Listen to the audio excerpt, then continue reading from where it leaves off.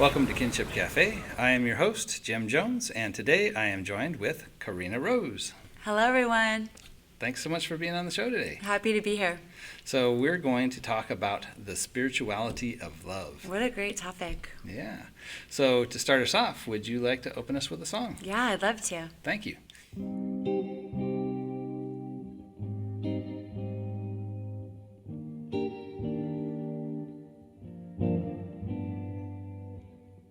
You gotta know it in your heart and in your soul. I can't convince you if you don't already know. Love exists, love is real. It's in everything we feel. Love is the truth, the surest thing. It's the very first rule. Love is the light inside of us, the greatest miracle. Love is the journey and the destination. Infinite vibration. Love is everywhere.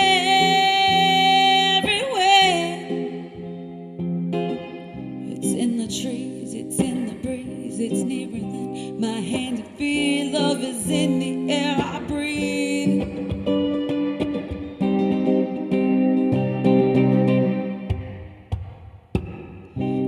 Gotta know it in your heart and in your soul. I can't convince you if you don't already know. Love is first, love is the universe, love is heaven here on earth. Love is all that ever was and all that ever will be. Love is the beginning, the ending, it's everlasting. The source, the energy, humanity's heartbeat.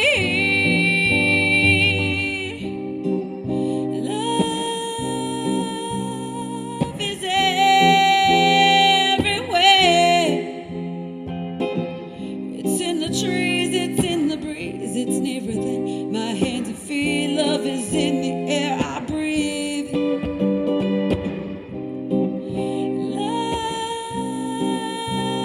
Love is everywhere.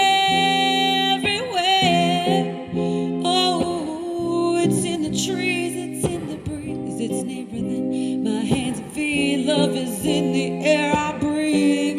Please believe.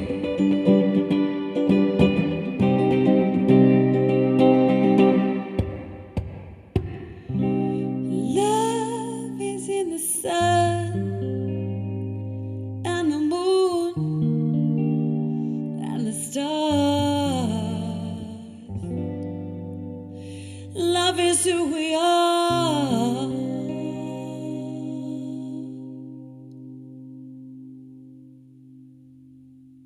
Corina, that was a beautiful song. Is this an original? Thank you. Yes, it's an original I wrote called Love is Everywhere. I love that. So tell me about it. I wrote it when I was going to Agape in Culver City. Have you ever heard of it? I haven't.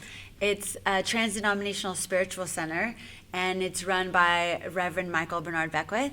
And I was going pretty frequently a few years ago, and I got inspired by one of his talks to write a song called Love is Everywhere because he talks a lot about the spirituality of love. Wow.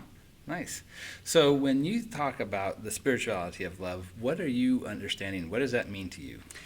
Well, actually, I think love in itself is spiritual, so I feel like it's almost like redundant. But, love is everywhere. Love is in everything. I feel like love is God, and I feel like we are all love. We came from love.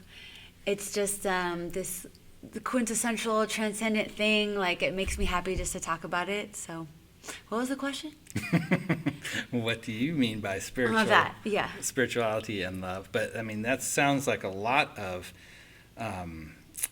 where I would understand a lot of those same things. Like for myself, as a naturalist, which at its basic is just assuming that there's not a supernatural, but only the natural, right? So Okay. naturalist in that sense. And sometimes people will wonder how I use the word spiritual, because I also will use the phrase spiritual naturalist. Mm-hmm. But spirit really comes from the word for breath, and it Mhm. means life. right?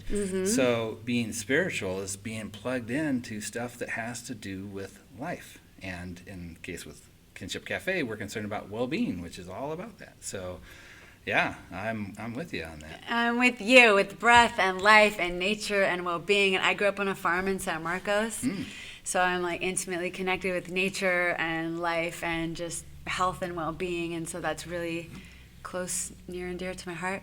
Love it. So you've been at a number of different places I've seen, some of them recently. Lady Brain Fest you did not too long ago. That was so fun. Yeah, so tell us a little bit about what that whole experience is about.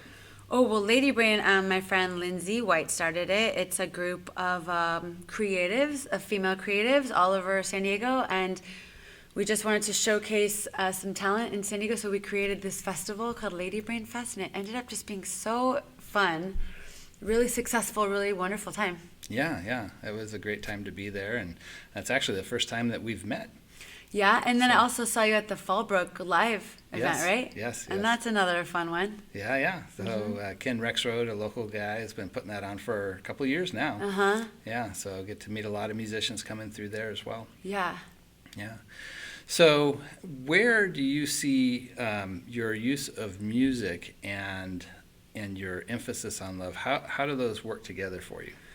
Well, it works in many ways. Okay, it works for me because I decided intentionally and consciously to write this new album that I released with the intent that when I perform it, I would be more connected to God and love and feel joy and the spirit when I sing the songs. So they all just ended up being like transcendent love songs. And I knew that if I was feeling that, I would be communicating that and extending that energy to the audience. So that was the intent with this album called Our Love is Freedom. Nice. Just to share that attitude with the world, like the attitude that love can feel free and it's not an attachment thing, and it's not necessarily even a romantic thing. It's love between the breath. I mean, it's love between nature and the world and just everything. Yeah. The air and every molecule, energy. Yeah. That's one of the fascinating things that the ancient traditions have said all along, but modern physics is coming to understand about the interconnectedness of everything. Precisely. Yeah. Exactly. And just that, you mentioned earlier this transcendence, right? And I think that's something that's so vital for well-being, this connection with something larger than ourselves. Exactly. So again, to answer your question, like I wrote it to heal myself. So when I sing, every time I sing each song on this album, I feel more healing taking place.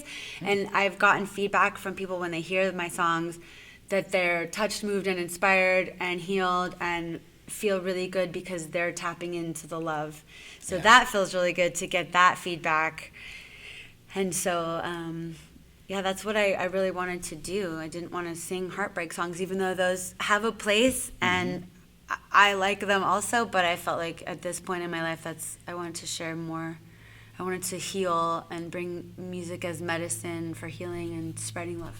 Yeah. Well, we need a lot of that today, don't we? Yeah. Yeah. So, at the risk of traveling in some uncharted waters here, our current state of affairs in our world is really divided. Politically, economically, racially, gender-wise. How would you approach some of that with what you're doing, or do you see your music as a way of addressing some of those issues? What a beautiful question. I think on the surface, those issues that you mentioned make it seem like we're divided. But in actuality, we're not divided at all. We're all connected, and we really are all one and the same. Obviously, we're all different and unique, and the diversity is something I celebrate. And at the same time, I mean, paradoxically and synchronistically, we are all the same. We're all wanting love, and we're all wanting connection. And, I feel like the music that I'm singing about is celebrating that connection. Yeah. So hopefully, wouldn't it be great if we could realize, like, love's the answer, love is the way, at the risk of sounding cliche, but I mean, Marianne Williamson is now running on with that platform, A Politics of Love. And I would lean towards that and saying that, like, that's really the basis of it all. That's really the center, the root. If we could focus on the love and how we're all connected while celebrating our differences, I think that we would see that we're really not as divided as we appear on the surface. Yeah. I think I saw in one of the debates that she was talking about the working towards healing in different ways, and I thought that was very interesting to hear that coming from a political candidate. Yeah, and she's coming from not a political background, but she's coming from a spiritual love background, and I would say that's kind of the healing that we need to focus on, and not focus on our divisions and all of these things. So at a personal level, we are confronted with various things that are challenging throughout life. Do you have any practices or techniques that you use for how you handle difficult situations? Wow. I wish I could say, yes, I breathe 10 deep breaths and then I'm perfect. Honestly, I call my sister. I call my mom. I'm really close with my family, and I'm lucky that they are both grounded and spiritual individuals, so I know I can kind of call them for good advice. Yeah. I also read a lot. I like to journal. I like to go to the beach, clear my head, get still, get quiet. Just go back to the beginning, back to the source, turn within and recognize, like, becoming more present, because if you're worried or anxious, you're in the past or the future. So as soon as you focus on your breath, you become present, you realize there are no problems in the present moment. It's only when we're worried about the past or the future. So recognizing that and remembering that helps me overcome challenges that I face. Nice. Well, and family, community, so important. None of us can just do it by ourselves. No. Yeah. I am looking for a mentor, though. I am going to seek out maybe a music mentor, maybe a spiritual mentor. But yeah, I think it's really important to have somebody that could help coach, like a coach or a mentor. Yeah. Well, I think that's a new thing that we're seeing a lot right now is like these personal coaches, right? Life coaches, right? Life coaches. And, it's kind of a new thing for me to see people engaged in that kind of thing. And at first I was like, what is this all about? But then the more, like in my own journey, I started to understand the benefits and the power of things like mindfulness and how to implement that and just how to understand and break down how we're processing life, that it is completely transformative and very practical. So, I mean, it's an interesting trend that we have right now. Yeah, and I would advocate for therapy or a life coach or mentor or whatever, any name you want to call it, but definitely community connections, people in your circle. They say that you're the combination of the 5 people that you hang out with. Yeah. So you want to keep like at least 5 or 6 people in your little circle that motivate you and inspire you. Yeah. And be careful who those people are, right? And don't hang out with anyone who doesn't have a dream, that advice. So yeah. Well, it's interesting in neuroscience they talk about harmonizing, and that's what happens. We're just wired to connect, and that becoming like those around us, that is a very real thing. Yeah, they're called mirror neurons. Well, yeah, mirror neurons is how we're able to perceive other people's experiences, right? To recognize the presence of mind in somebody else. Right, but does it also mean that like I'm going to end up acting like sort of mirroring how you are if I'm around you, right? So that's what I thought it was. So what it does, and there's still discussion about these things, and I'm far from being an expert, so I'll just share what I understand about it, is that they allow you to, like if I see you hurt yourself, okay, I end up triggering areas of my brain that are the same areas that would get triggered if I had hurt myself. Okay. And so it's kind of this ability to, in a sense, empathize or to I recognize was going to say empathy. Yeah, and but it can also be just other things. Like if I see you pick up a cup, the parts You want to in pick my, up a cup. Well, it doesn't make me want to pick up a cup, but the parts of my brain that would work if I was going to pick up get triggered when Yeah. I see you do it. Yeah. And it's probably actually at this level that we actually end up, in a sense, the language that we think in. Because we don't think in English, right? I mean, it's the language we use externally, but it's getting translated into something that's native. And our native internal language isn't words, and it's most likely something to do with these mirror neurons. And what's fascinating about that, too, is it's not restricted to just the brain, right? Because it's a whole body kind of an idea. And so it's fascinating how integrated that whole process is, and how, again, thinking about that idea of our interconnectedness, how much those like mirror neurons function to help us understand and perceive what somebody else is experiencing. That's awesome. So find your tribe and make sure they're good people, Yeah. and hang around those people that motivate you and inspire you. Yeah, absolutely. Yeah, so you can raise each other up and inspire each other and do good things Yeah. in the world and be healthy together. Yes. And somehow, with that, finding ways to also break through barriers, right? Being able to reach out to those that are maybe outside of our circle, and how do we do that in safe ways that are safe for us and also helpful for others, and not simply codependent type situations. And yeah, there's a lot of interesting challenges. Yeah, I have a, what is it, like a goal or something. I just want to become like such a powerful, energetic person that I would be able to influence those around me just maybe by simply walking into a room, or maybe somebody that isn't so familiar with spirituality, or maybe is closed off or something, like just by being around me, maybe hearing the music, maybe, I don't know, they would be intrigued and want to discover and learn. I think that would be really cool. Yeah. Well, I think the more that we become whole and centered and, I don't want to say confident, because I think there's also this thing that we need to have as far as humility and understanding that we don't know everything, right? Absolutely. But the more that we kind of exude this wholeness, it is contagious. I like the wholeness. Yeah. Like a humble confidence, but a wholeness. Yeah. Yeah, yeah. Yeah. I think of like, it's funny, but a TV show from when I was a kid. Did you ever see the TV show Kung Fu?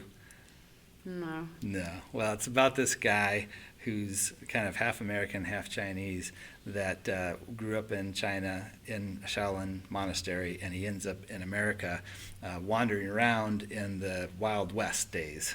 And it's all about kind of this clash of cultures where, he comes across very differently because he's got this stillness, this wholeness to him as this Shaolin monk, in a very different kind of cultural context. And so it really gets to play off nicely the differences in the cultures, so you can kind of evaluate who we are, thinking about like American culture versus this other like foreign culture that shows up. It's just fascinating. But he had that sense about him when he would walk into the room and people would be like, what's different about you? Totally. Yeah. Well, I want to, speaking of that, I want to give a shout out to the Landmark Forum. If anyone is watching and you are sort of wondering like what else is out there in your life, and you want to take the next step to health and well-being and personal responsibility and accountability and kind of being extraordinary and taking on your dreams and your goals, that you're nervous and you want a community and to be connected to people, just look up Landmark Education. I think it's landmarkeducation.org or something. Okay. It's a program, it's a seminar I did 5 years ago or so. It's called the Landmark Forum, and I just always like to mention it to people. It's kind of an underground little thing, but it changed my life. So if the point is, after you do the seminar and you really reflect and you kind of dig into like your past and you get to uncover all these things, you have a way of being in the world that is more whole and more centered and grounded, and people kind of wonder like, what what changed about you, and Yeah. they want some of what you have. So it's the Landmark Forum. Well, it sounds like it made a good impact on you. It really did, and there's many programs that are similar. Like Tony Robbins, his programs are very similar to the Landmark Forum. There's also a program I have a friend doing right now. It's called ALA, Ascension Leadership Academy, and there's one Masters in Transformational Training that's out of LA. There's also a program called Spectrum.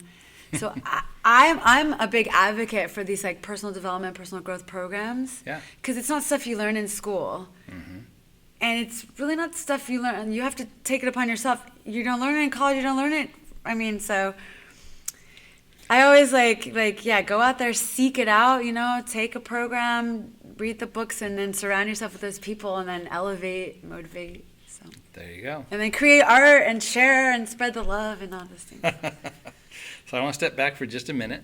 You mentioned the new album that came out. Yeah. And tell me the title of that again. So the new album's called Our Love is Freedom. It came out in January of this year. Nice. Yeah. Now, Our Love is Freedom is the song you do as well, right? It's the fourth song on the album, yeah. And it got nominated for Best Pop Album by the San Diego Music Awards. Great. Yeah. Well, would you like to perform that song for us? Oh, yeah, I'd love to. Right on. We spent the night at the lavender farm. Pretty lights in the trees, and we're sipping tea in your hands all over me. I felt like Alice in Wonderland in a dream. World of love, is this even real? Is it okay to feel so good? Our love is freedom. Our love is freedom.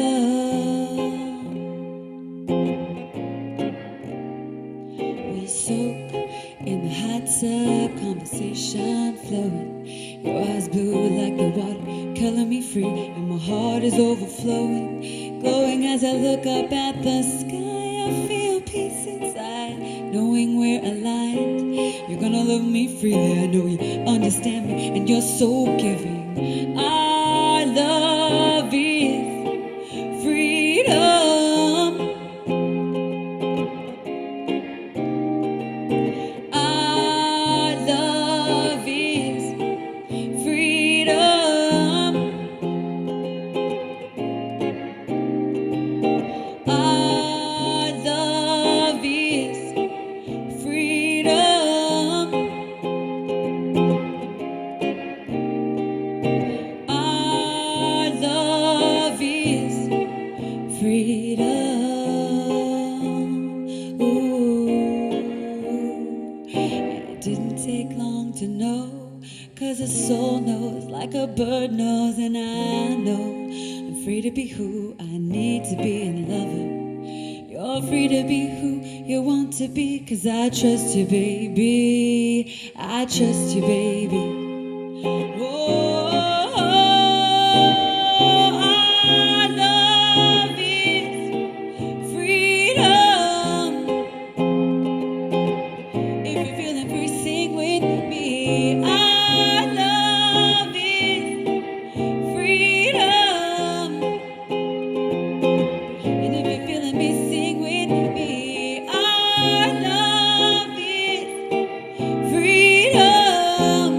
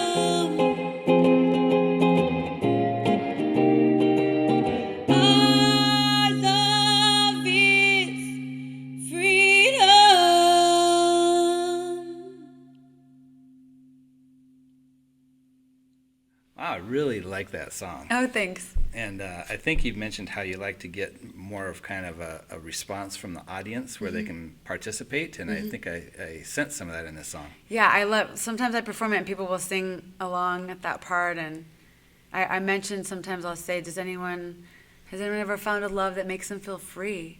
And I'll say that in a dive bar, to drunk people, and they're like, yeah, I have. Or I'll say, if you haven't, that is my wish for you, so it's great. Nice. Well, I really like that a lot. Thank you. So have you done, I understand you're doing the originals with the new album. Do you do covers as well, or where are you at with some of the other music that you do?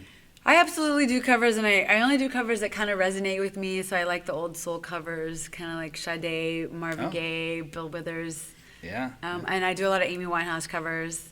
Nice. So yeah, it depends on the gig, but absolutely. It's fun to throw them in. Yeah. And even I'll do like a medley with some of my songs and throw a cover in. So how do you, sometimes bands feel pressure to have to do covers. Do you end up with that, or what's your experience been?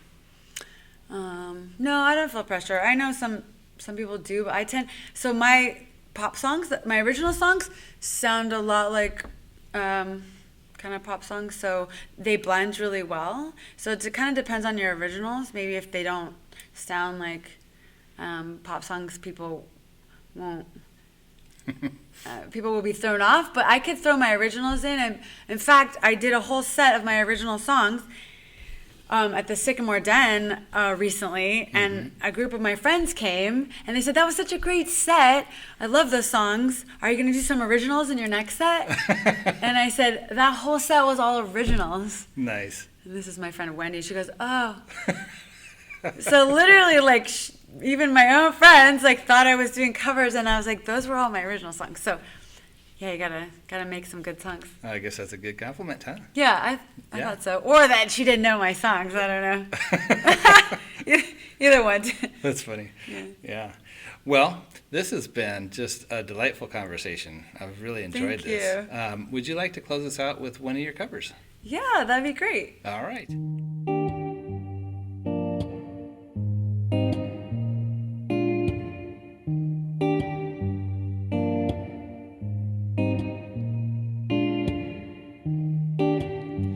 I've been really trying, baby, trying to hold back these feelings for so long. And if you feel like I feel, baby, oh, let's get it on. Hey, baby, let's get it on. Sugar, yeah, let's get it on. Ooh, let's get it on, baby. Yeah. We're all sensitive people with so much to give. Understand me, sugar. Since we got to be here, let's live. I love you, and there's nothing wrong with me loving you. Na na na na na. Hey, giving yourself to me could never be wrong if the love is true. Oh, baby, ooh, let's get it on. Let's get it on. Sugar, yeah, let's get it on.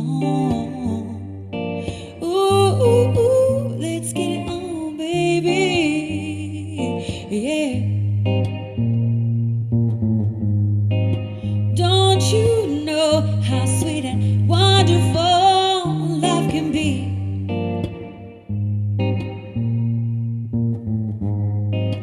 All I'm asking you, darling, is get it on with me.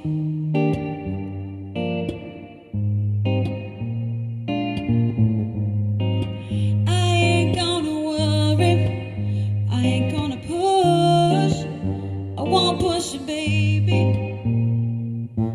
Come on, come on, come on, come on, come on, darling. Stop beating round the bush. Hey, I wanna get it on. Ooh, I wanna get it on. Hey, you don't have to worry that it's wrong. If the spirit moves you, let me groove you. Ooh, let your love come down. If you believe in love, let's get it on. Let's get it on, yeah.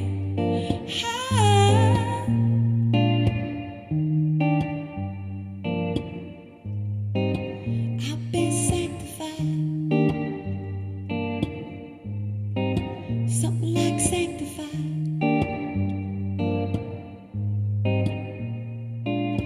Ooh, ooh, ooh, hey, ooh, ooh, ooh,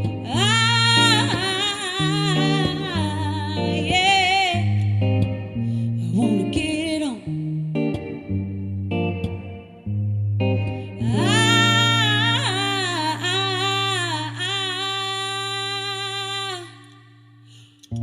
I wanna get it on.